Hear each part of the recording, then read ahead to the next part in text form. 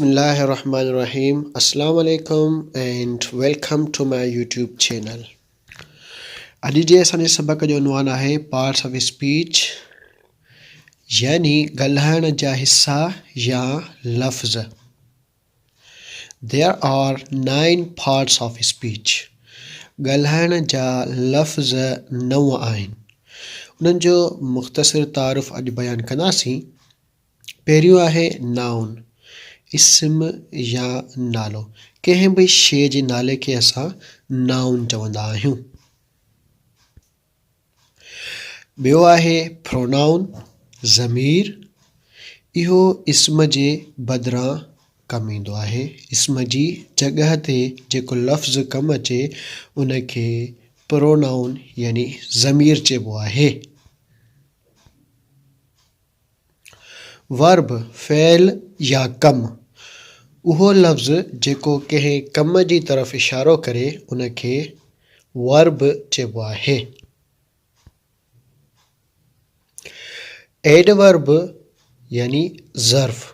उहो लफ़्ज़ जेको वर्ब खे बयानु करे या उन जी वज़ाहत करे उनखे एडवर्ब चइबो आहे. एडजेक्टिव, सिफ़त. उहो लफ़्ज़ जेको इस्म या ज़मीर जी वज़ाहत करे या उन जी का सिफ़त ख़ासियत बयानु करे उनखे एडजेक्टिव चइबो आहे. प्रेपोज़िशन, हर्फ़ जर. हर्फ़ जर उहो लफ़्ज़ आहे जेको इस्म या ज़मीर जी पोज़ीशन यानी हालत या जॻह ॿुधाए उनखे प्रेपोज़िशन चइबो आहे. कंजक्शन, हर्फ़ जुमिलो. उहो लफ़्ज़ जेको ॿिनि इस्मनि या ॿिनि जुमिलनि खे पाण में ॻंढे जोड़े उनखे कंजक्शन चइबो आहे.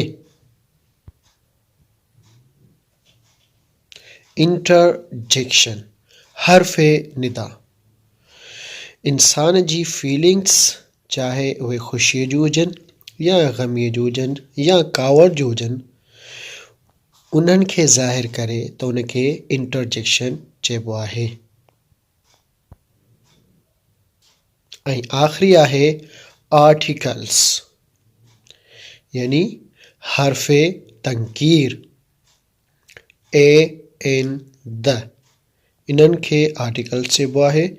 ऐं इन्हनि जो इस्तेमालु ऐं पार्ट्स ऑफ स्पीच जो इस्तेमालु ऐं उन्हनि जूं तारीफ़ूं उन्हनि जो बहितरीन तरीक़े सां असां अॻियां लेक्चर्स जे अंदरि सम्झंदासीं इंशाअल्लाह.